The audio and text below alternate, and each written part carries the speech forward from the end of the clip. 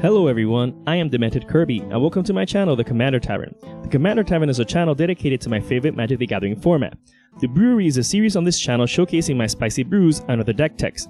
On this episode of The Brewery, I'll be discussing my take on a commander from Commander 2020, Xyris the Writhing Storm. If you like this deck or any of the cards I'll be mentioning throughout the video, please consider using my TCG Player affiliate link when purchasing those cards. You can find that link down in the description. It'll really help out the channel. Other ways you can help support the channel is with my Patreon. Patrons get early access to scheduled videos on YouTube, and higher tier patrons get access to the VIP section of my Discord server as well. You can find a link to that down in the description too. Alright, let's get back to the episode. Xyris is a 3/5 Snake Leviathan with flying for 2 generic, 1 green, 1 blue, and 1 red. Whenever an opponent draws a card except the first card they draw in each of their turns, you create a 1/1 green snake creature token. So right off the bat, Xyris is best suited for Wheels Matters deck. In fact, I feel like Xyris can get way more damage in after a wheel than Nekusar the Mindrazer, given similar setups and the same amount of cards in a combo, but we'll see those as we go along the video. Xyris also has a triggered ability when it deals combat damage to a player. When it does, you and that player each draw that many cards, so it can also help fill your hand while also getting creatures onto the battlefield. This isn't as good as wheeling, but you can still get value from it without wheels, unlike other commanders of Wheels Matters decks. The amount of viable wheels for Xyris' color identity isn't as plentiful as Nekusar's or even Akiri and Kaidel, but you can still make do. To make this deck tech easier to follow, I'm going to classify wheels into 3 categories: discard effects that draw cards, shuffle effects that draw cards, and graveyard recovery effects that draw the cards. The categories make it obvious what the wheels do and where they go. So let's start with the first category. Wheel of Fortune, the namesake for this archetype, is probably the best one since you always know what the outcome is going to be because there's no variance in how many cards are being drawn. You cast it for 3 mana and you know you're getting 21 snakes if you still have 3 opponents when you do. Reforge the Soul has the same effect but costs almost twice as much.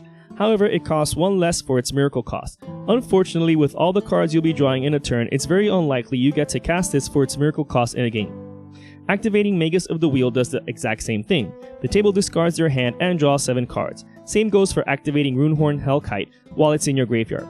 It costs quite a bit to do so, but it's a wheel you can cast from your graveyard if you had wheeled it away. Even then, if you did cast it as a creature, it's a 5/5 flyer for 6 mana which passes the vanilla test.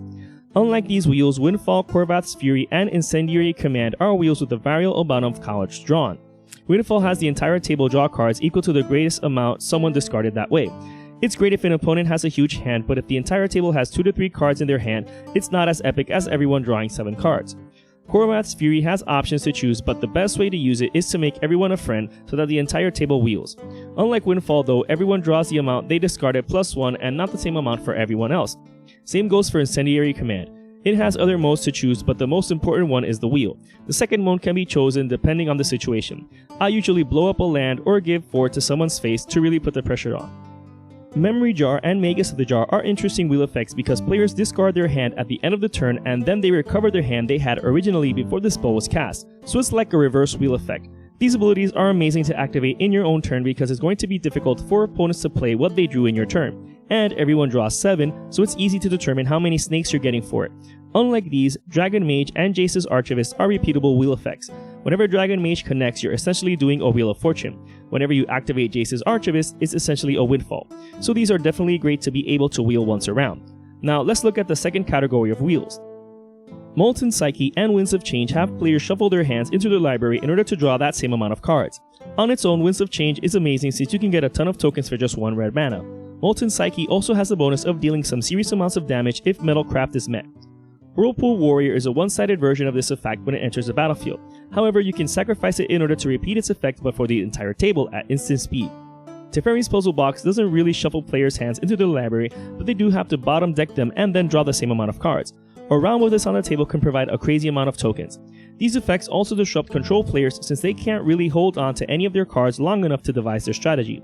The last category of effects are the Time Twister type effects. Echo of Eons, Game Plan, Time Reversal, and Time Spiral all do the same thing. Players shuffle their hand and graveyard into the library and draw 7 cards. The best of these are Echo of Eons and Time Spiral. The former can cast from the graveyard with its flashback cost, and the latter untaps 6 lands when it resolves, so it's essentially free. The best of all of these though is really Time Twister. However, I'm not going to recommend anyone to brew with it since it's at $2,800 as of the recording of this video. The last wheel effect in this deck is Commit to Memory. Even though the first part can be used as spot removal, what's really good about this wheel effect is that Memory can be cast for its aftermath cost, which is great since most of our spells are going to spend time in the graveyard anyways. This allows us to keep casting multiple wheels in a turn even if a wheel doesn't have us draw into one. So Commit to Memory, Echo of Eons, and Runehorn Hellkite are incredibly useful in the deck because of that fact. Although not a wheel effect per se, one final card I want to mention with these effects is Folio Fancies. This is a repeatable way of having the table draw into a bunch of cards. You can sink your mana into this at the end of the turn before yours to get a ton of snake tokens ready to attack the next turn. It also helps to fatten up opponents' hands for when you cast a wheel during your turn, so it definitely helps in maximizing the effects of our wheels. Other ways of maximizing the effects of our wheels is by copying them. Riku of 2 Reflections is included in the deck just for that. Not only can you copy wheels with Riku, as well as other spells in the deck, but you can also create token copies of creatures in the deck like Magus of the Wheel, Magus of the Jar, Whirlpool Warrior, etc. That way we can also maximize the effects on our creatures too. So I hope you're not sick and tired of these mother effing snakes on this mother effing plane, because this is how your opponents are going to feel facing against this deck. Constantly wheeling might be a nuisance to opponents, but it can also disrupt us as well. That's why we have to make the most of it each time, especially if we're chaining wheels. The Dalkin Orrery and Leyline of Anticipation lets us cast spells in response to our wheels. If we have anything we want to cast in our hand that we don't want wheeled away, we can cast them in response to our own wheel spell or effect. So these are incredibly useful in the deck. Likewise, we don't want to be interrupted while we're going off either. Dosan the Falling Leaf and Conqueror's Flail do just that. Dosan might non-bow with the Leyline and Orrery, but if we need to, the deck does have sacrifice outlets if we need to let him go. The Flail has the bonus of pumping the creature it's attached to. In this case, it'll give +3/+3 when equipped to Xyris to help him deal even more damage and thus get us more snakes too. Horizon Chimera helps buffer a bit the hatred we might get if we become the arch enemy. We can flash it in response to a huge wheel effect or whenever it's ideal to. Being able to gain a life for each card we draw is incredibly powerful. Life isn't considered important in Commander games because of Commander damage, but not every game is lost to Commander damage, so having a high life total helps against opponents ganging up on you. We can also take advantage of our own draws with Chasm Skulker and the Locust God. Chasm Skulker gets huge with the amount of cards we draw. However, when it dies, it creates a squid with Island Walk for each +1/+1 counter it had on it. You can either go tall with it or sacrifice it to go wide, so it's definitely flexible in this deck. While Xyris creates snakes with opponents drawing cards, the Locust God is going to create insect tokens when we draw cards. That means that we're essentially creating tokens for every card drawn in the game except for the first card drawn by opponents during their turn. What's great about these insects is that they have flying and haste. Skull Clamp is also great to include since each snake, insect, and squid token has a toughness of 1. So for just 1 mana we can convert those tokens into 2 cards. Combined with the Locust God, we can turn 1 insect and 1 generic mana into 2 insects. So Skull Clamp does some insane work in this deck. The other ways we make the most of our main strategy of wheeling is with our win cons. Perforous God of the Forge and Impact Tremors are definitely the deck's most devastating and quickest win cons. Just to put it in perspective, if you only have Perforous and Xyris out and then cast Wheel of Fortune, you're going to create 21 snake tokens, and Perforous will dish this out 42 damage to each opponent. In most cases, that's game over right there. It's also difficult to get rid of Perforous, and even if an opponent survived that, you can still swing in with 21 snake tokens that can be pumped by Perforous as a mana sink too. So Perforous is definitely an amazing card in the deck. Impact Tremors is ironically not as powerful as Perforous, but it's good to be redundant. With enough wheels in a single turn, Impact Tremors might do enough damage to win you the game. Although not as quick, Psychosis Crawler and Nif-Mizzet the Firemite can also help close out the game. Psychosis Crawler hits each opponent whenever you draw a card, while Nif-Mizzet pings a single target. That being said, they're great at providing redundancy to our main strategy as well as dealing huge chunks of damage to our opponents with each wheel. Opponents weak enough to be finished off by our snakes. The other way the deck can win is decking ourselves with either Laboratory Maniac and or Jace Wielder Mysteries on the battlefield. I'm not running Thassa's Oracle in the deck since she needs to be hitting the battlefield when our deck is at or close to 0 in order for us to win. That wasn't as consistent in this particular build, so I added Laboratory Maniac instead. We can also prevent decking ourselves in a pinch thanks to the Time Twister style spells. Either way, if we made it so opponents can't interact with us on our own turn, we don't have to worry too much about these permanents getting dealt with when we're about to draw that final card from our library. And if opponents were to manage to try and interrupt us while we're going off, we can deal with it using our slew of control magic. The deck's running Fierce Guardianship, Force of Will, Pact of Negation, Dispel, Swan Song, and Mana Drain to protect our incessant wheeling. What's great about using Mana Drain during our own turn is that we can access the colorless mana it produces in our second main phase. We can also protect our combo pieces on the board with Swiftfoot Boots and Lightning Greaves. It's already difficult to deal with Perforos and the Locust God, but cards like Laboratory Maniac and Xyris might need protection. Beast Within deals with any annoying things our permanents might have on the battlefield, such as cards that prevent us from casting multiple spells in a turn or drawing into multiple spells in a turn. However, with our mass bounce spells, it's even more salt-inducing. Evacuation and an overloaded Cyclonic Rift might get rid of a ton of potential problems, sometimes all of them. But what's even more backbreaking about these spells is casting a wheel afterwards. It's practically a board wipe since they have to discard everything they had on the battlefield. And not only that, but there's plenty of wheel effects that care about how fat an opponent's hand is, and few hands tend to be fatter than one after an overloaded Cyclonic Rift.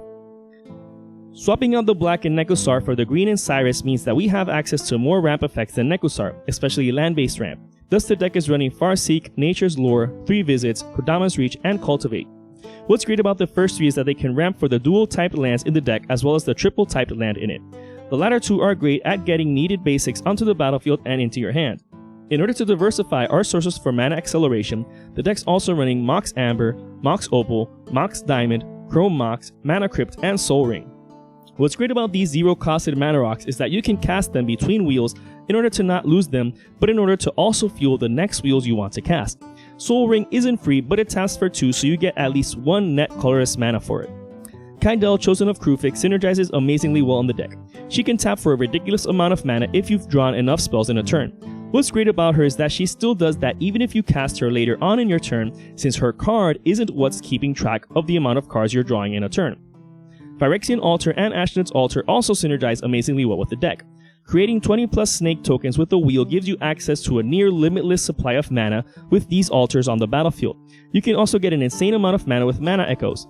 If you have 21 snakes enter the battlefield at once, each triggers Mana Echoes, effectively generating 22 colorless mana per token. Keep in mind that Xyris is also a snake, so it counts. So 1 Wheel of Fortune and 3 opponents with Mana Echoes will generate 462 colorless mana. Sync that into Folio of Fancies with Laboratory Maniac on the battlefield, and you won by decking yourself as well as opponents. We can also generate a ton of mana with Gaia's Cradle. Maybe not as much as Mana Echoes, but that's a one-time deal. With a board full of creatures, we can tap down Gaia's Cradle whenever we want for a ton of mana to sink into Folio of Fancies or the generic costs of our wheels. The rest of the deck is just the lands.